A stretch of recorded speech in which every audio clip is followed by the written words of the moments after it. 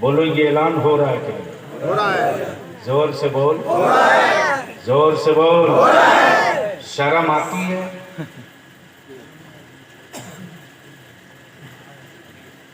हंस के मत टाल।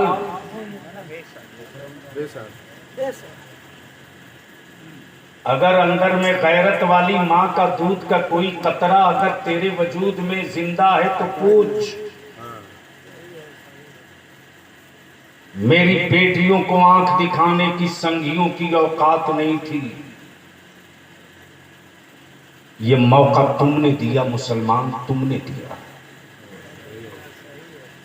तब तेरे बलियाबी ने तय किया और इदारे शरीया की एक तहरीक चली, जहेज को खत्म करो, बारात को डीजे और आतिशबाजी से निजात दिलाओ। हुसैन के गुलामों को खरीदने की औकात किसी की तिजोरी में नहीं है, लेकिन बाप का नाम हसन है, बेटे का नाम गुलाम हुसैन। हसन नाम रखते हुए हुसैन नाम के बेटे को 3 लाख रुपया एक मोटरसाइकिल पर मुसलमान तूने बेचा है कि नहीं बेचा है? जोर से बोल, जोर से बोल। कब तक अपने बेटों को बेचोगे?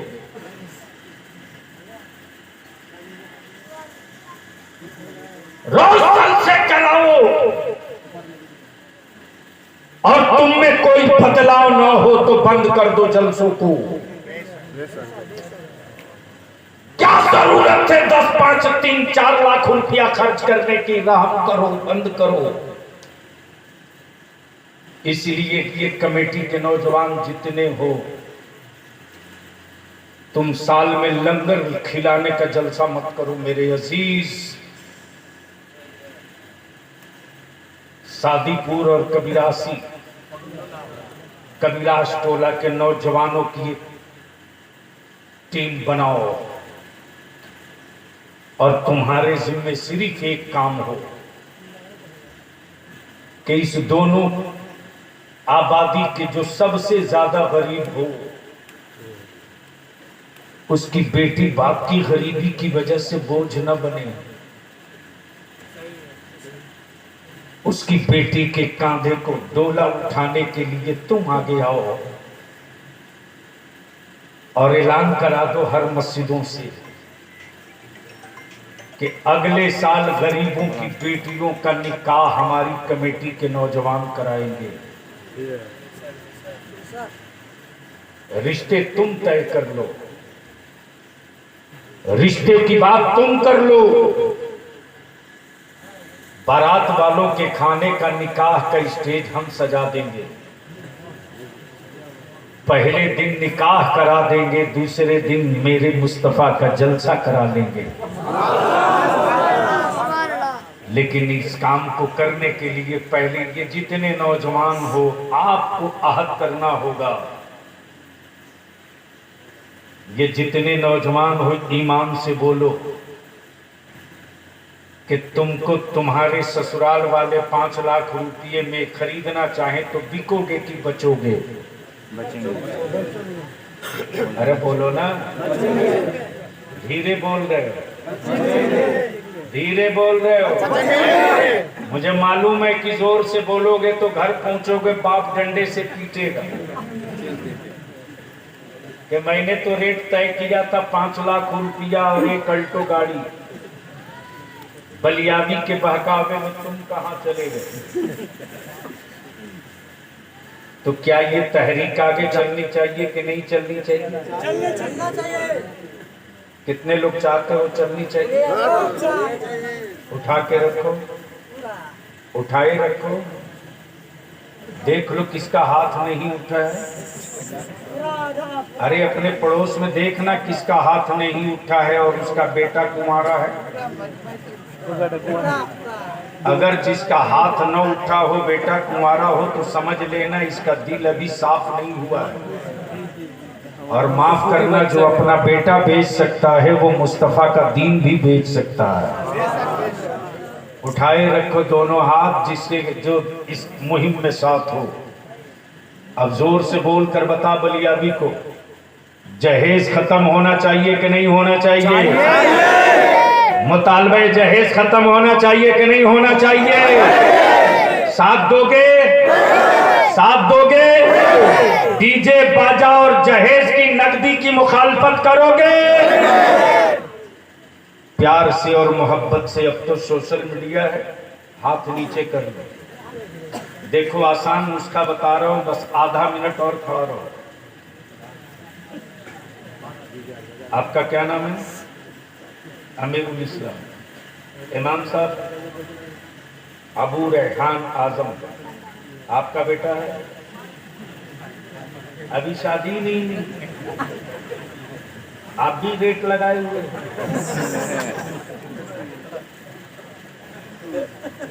नहीं, इसी बंगाल के मालदा में जवानों ने कहा हजरत हम तो तैयार हैं, मौलाना ही लोग बगैर बाइक के कबूल नहीं कर रहे। मैं अपने नौजवानों से एक आखिरी बात अर्ज करूं, मेरे अजीज,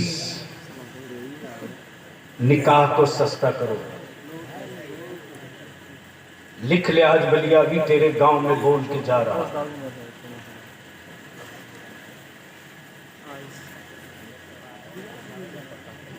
बड़े बड़े लोगों के बड़ी बड़ी तकरीरें तो तुझको सुनने को मिलेगी रे, लेकिन तेरी नस्लों को दर्द लिए हुकूमतों से लड़ने वाला बहुत कम मिलेगा।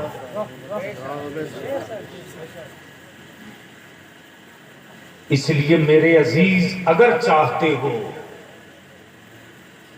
कि आने वाले दिनों में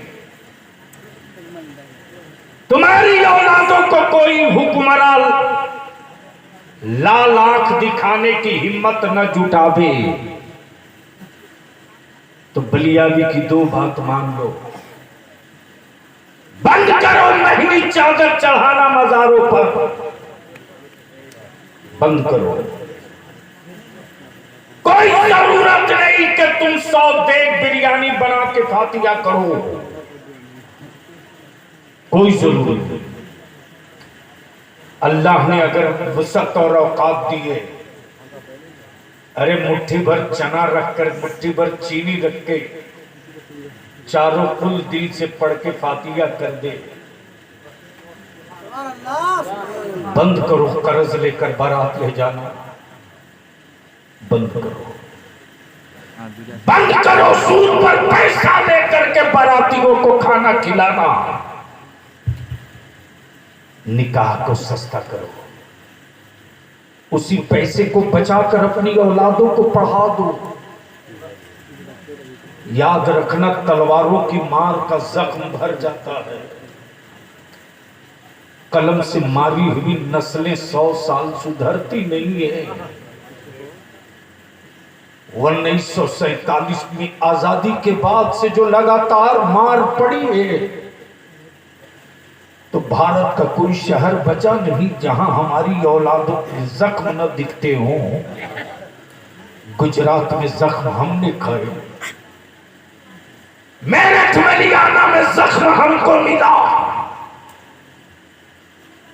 मुंबई भिमंडी मालेगांव में घायल हम हुए, भागलपुर कलकत्ता मालदा में जख्म हमको मिला। इतने जख्म खाने के बाद भी रिश्तेदारी ढूंढते हो। मुसलमान तेरा सिर्फ अल्लाह और उसका रसूल है, बाकी कोई नहीं। और तुझको हुक्मरानों के भरोसे अब जिंदा रहने की जरूरत नहीं। जब जब हुकूमतों के भरोसे जीने की गलती करोगे, तेरा वजूद मिटा दिया जाएगा। और जब तक अल्लाह और उसके रसूल के भरोसे जिंदा रहने की हिम्मत करोगे, हुकूमतों का तो वजूद तो मिट जाएगा, तेरी औलादों का वजूद कोई माई का लाल मिटा नहीं सकता है। तो तो पूरा मजमा जो खड़े हैं वो, जो बैठे हैं वो, जो स्टेज पर है वो, एक साथ बोलो, जहेज खत्म होना चाहिए कि नहीं होना चाहिए? जहेज खत्म होना चाहिए कि नहीं होना चाहिए? मुतालबा खत्म होना चाहिए कि नहीं होना चाहिए? मस्जिदों में निकाह कर दो, उसी पैसे को बचाओ, अपनी औलादों को पढ़ाओ, पावर का कलम दिला दो। आने वाले दिनों में कोई माई का लाल तेरे बेटों को डरा कर वोट नहीं लेगी। तेरे बेटों के कलम की नोक से हर हुकूमत कांपेगी, हर हुकूमत कांपेगी। मुझे उम्मीद नहीं, यकीन है कि सादीपुर कबीरासी टोला के नौजवानों ने जिस मोहब्बत, जिस अकीदत के साथ आज के इस इजलास का इनेकाद किया है, सिर्फ जलसे से मसले का हल नहीं, मस्जिदें भी मुकम्मल भरी रहनी चाहिए। सिर्फ उर्स और चादर से अकीदत का इजहार तो कर सकते हो, निजात के लिए नस्ब, नमाज और फर्ज और वाजिब की अदायगी जरूरी है। इसलिए फिर मैं गुजारिश करूंगा कि अब आप लोग बैठ जाओ, बैठ जाओ। सुभान अल्लाह। बस आखिरी बात सुन लो। अरे बाप, और 3 बज गए, वो बस आखिरी बात सुनोगे तो बोल दो, या हुसैन। भैया बोला मंजुला, मौलाना, इमाम साहब, नारा सही लगना चाहिए, सिर्फ या हुसैन नहीं, या हसन या हुसैन। क्या लगना चाहिए? या हसन या हुसैन। तो मैं लगाता हूं, आप जवाब दें। या हसन या हुसैन। या हसन या हसन या हुसैन। जब मैं कहूं या हुसैन तो आप कहो या हसन, अब मैं कहूं या हसन तो आप कहो या हुसैन। तो जरा ताकत लगा के, या हसन या हसन या हुसैन या हुसैन या हुसैन। लास्ट पॉइंट, करबला मोहल्ला में शहादत के बाद जब ये काफिला दमिश्क के लिए चला है, दिल को अगर संभाल सकते हो तो सुनना। जब ये करबला से लुटा हुआ काफिला चला है, तसव्वुर कर, जिसके नाना जान की उंगलियों पर उंगलियां रगड़ जाएंगी। काश ये गुफ्तगू कहीं और में करता तो पानियों का धार निकल जाए उंगुश्ते नबूवत से। वाह वाह वाह वाह। कब बोलोगे? जोर से, जोर से। कुछ अकल के टुअरे पागल हैं जो कहते माज़ल्ला के हुसैन को पानी न मिला। बलिया भी कहता है यजीद की बोली बोलने वाला हुसैन वालों के मोहल्ले में मत बोलना। जिस हुसैन के लिए जन्नत से जिब्रील जोड़े लावे, वो हुसैन अगर पानी की तमन्ना कर लेते ना, तो जहां असगर की एड़ियां लगी थी उसी जगह से पानी का चश्मा निकल जाता। लेकिन ये तो मेरे इमाम को बताना था। पानी पी पी कर जमाना लड़ता है, बगैर पानी पिए मुस्तफा का घराना लड़ता है।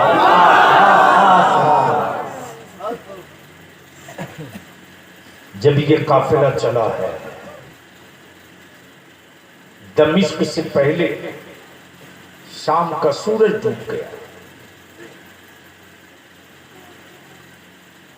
पानी भी नहीं। यजीदियों के खेमे में खानवादे रसूल की बेटियां हैं, शहजादियां हैं। मेरे इमाम का सरे पाक नेज़े पर लिए आगे आगे इब्ने ज़ियाद, इब्ने ज़ियाद ने नक्शा बनाया कि शाम होने को है, हो जाएगी, इसलिए आज यहीं ठहर जाओ। दिन के उजाले में दमिश्क में दाखिल होंगे तो हुसैन की घराने की बेटियों की के सरों से चादर छीनी जाएगी, इनको रुस्वा किया जाएगा। मेरे अजीज, बड़ी आसानी से इस्लाम नहीं मिला रे।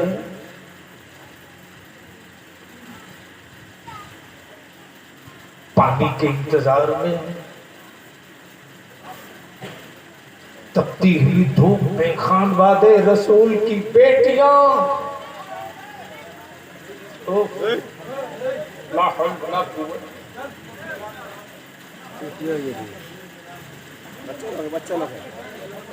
दुरूद शरीफ,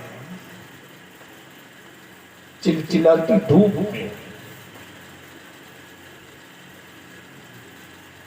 मेरे इमाम के सर पाक को जिस नेज़े पर रखा था ना,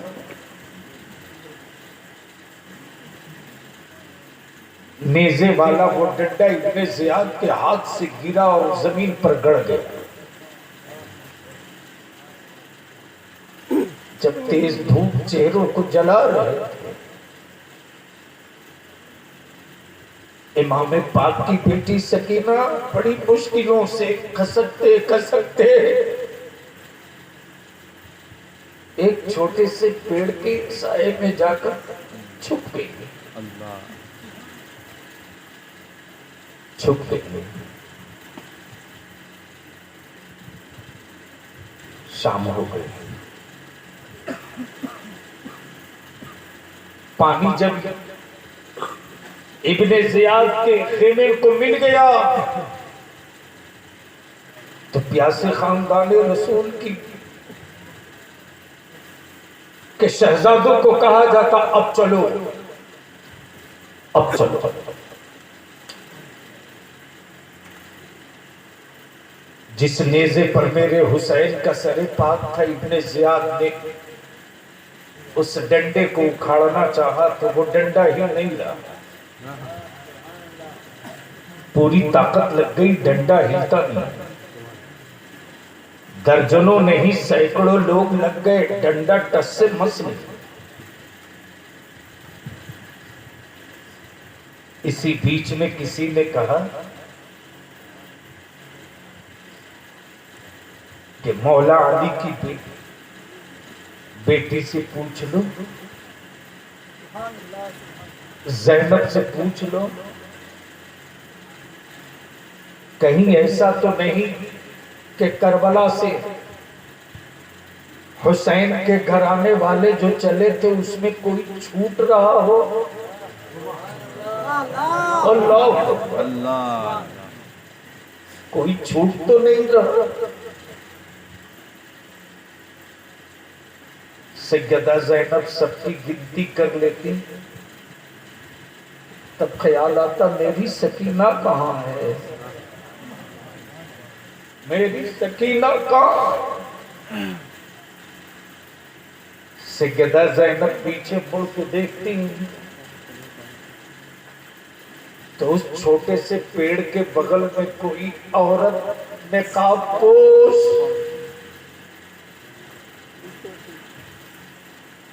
इमाम हुसैन की शहजादी सकीना को गोद में लिए और वो बच्ची उस खातून से कहे जाती, मेरे भाई का बाजू इस तरह जालिमों ने काटा था, मेरे बाबा को जालिमों ने इस तरह शहीद किया।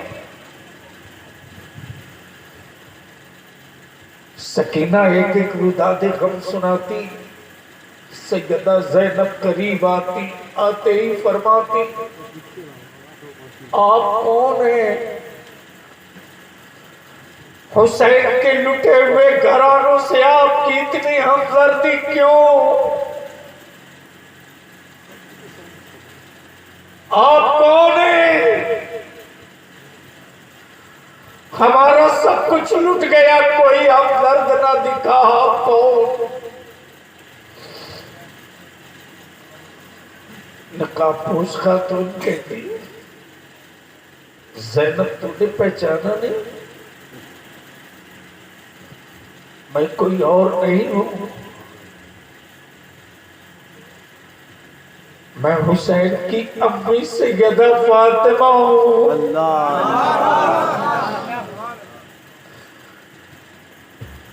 बेटी मैं सब साथ साथ हूं, तुम तनहा नहीं हो। मेरा हुसैन शहादत के बाद भी अपनों को छोड़ के नहीं जाता। कब बोलो? जोर से बोलो। सर तन से जुदा होने के बाद भी कोई छूटा तो नहीं, कोई छूटा तो नहीं, कोई पिछड़ा तो नहीं, कोई ना तो नहीं गया। अब बलिया भी को अर्ज करते थे, जब नबी के हुसैन का ये आलम है कि अपनों को ना छोड़े, तो हुसैन के लाला कयामत के दिन आशिकों को कैसे छोड़े?